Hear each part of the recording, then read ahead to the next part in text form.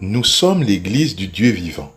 C'est la thématique que nous traitons voilà déjà 10 jours et c'est encore une joie pour moi d'aborder les contours de la question avec vous bien-aimés.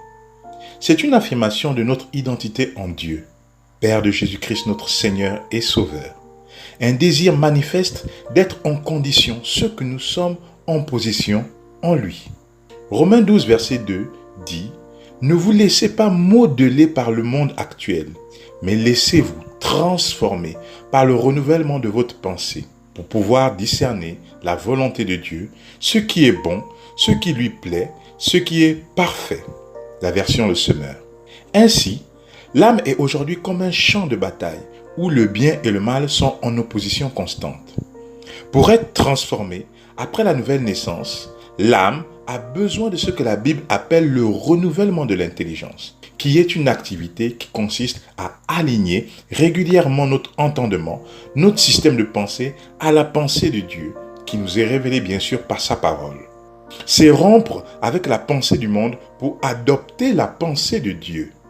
Au travers de l'histoire de Bartimée, que nous trouvons à la fin du chapitre 18 de l'Évangile selon Luc, nous tenterons d'illustrer ce que nous avons énoncé plus haut.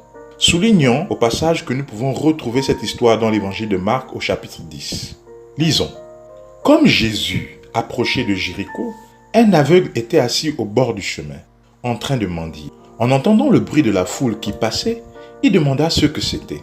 On lui répondit que c'était Jésus de Nazareth qui passait. Alors il se mit à crier très fort, « Jésus, fils de David, aie pitié de moi !»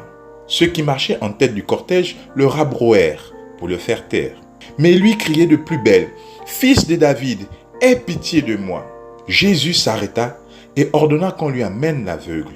Quand il fut près de lui, Jésus lui demanda, « Que veux-tu que je fasse pour toi ?» L'aveugle lui répondit, « Seigneur, fais que je puisse voir. »« Tu peux voir, lui dit Jésus, parce que tu as eu foi en moi. Tu es guéri. » Aussitôt, il recouvra la vue et suivit Jésus en louant Dieu. En voyant ce qui s'était passé, toute la foule se mit aussi à louer Dieu. Le texte, dans sa version Le Semeur, relate l'histoire d'un aveugle nommé Bartimée, qui, à l'écoute de bruit que faisait une foule en mouvement, a cherché à savoir de quoi il était question. Comme réponse, il apprit que c'était Jésus de Nazareth qui passait. Notons la précision faite. Nazareth. Nazareth était un petit village d'une ville du nord d'Israël appelée Galilée, qui n'a jamais été le théâtre de grands événements de la Bible. D'ailleurs, les évangiles sont, semble-t-il, les premiers à en parler. La précision n'est pas fortuite, c'est ce Jésus que l'on présente à Bartimée. Toutefois, relevons comment Bartimée l'appelle, Jésus, fils de David. Contrairement à ceux avec qui il parlait, il a eu la révélation de qui était Jésus, c'est-à-dire le Messie, le Sauveur, issu de la postérité du roi David. Alors que les disciples l'appelèrent sous l'ordre de Jésus, l'évangile de Marc précise, l'aveugle jeta son manteau et se levant d'un bond vint vers Jésus.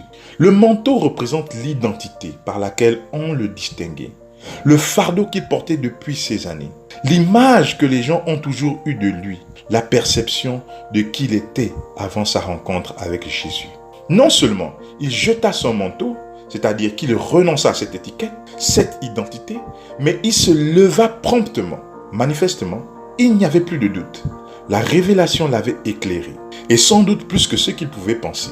Alors que la pensée, l'entendement de cet homme a été transformé, qu'il a eu la révélation de qui était Jésus, c'est-à-dire Christ le Sauveur, nous pouvons remarquer que Jésus n'a plus à faire quelque chose. « Tu peux voir, lui dit Jésus, parce que tu as eu foi en moi, tu es guéri. » Alléluia, n'est-ce pas merveilleux? Les pensées tendent à définir qui nous sommes. Proverbe 23 au verset 7 dit « Car il est comme les pensées de son âme. » C'est pourquoi Paul nous aide à comprendre comment travailler à la transformation de l'âme. Au reste, frères, que tout ce qui est vrai, tout ce qui est honorable, tout ce qui est juste, tout ce qui est pur, tout ce qui est aimable, tout ce qui mérite l'approbation, ce qui est vertueux et digne de louange, soit l'objet de vos pensées. Philippiens 4, verset 8. La Bible version Le Semeur le traduit ainsi. Enfin, frères, nourrissez vos pensées de tout ce qui est vrai, noble, juste, pur, digne d'amour ou d'approbation, de tout ce qui mérite le respect et louange. Comme pouvait le dire Pierre durant un de ses discours, contenu dans Acte 3, verset 16. C'est par la foi en son nom, c'est-à-dire le nom de Jésus, que son nom a raffermi celui que vous voyez et connaissez. Nourrissons donc nos pensées de ce qui produit la foi en Christ. C'est ainsi qu'elles pourront être transformées, que notre âme sera réformée et que notre vie va changer. Que la richesse de sa grâce nous soit encore un peu plus révélée afin d'être des acteurs efficaces pour le royaume de Dieu. Shalom, shalom, shalom.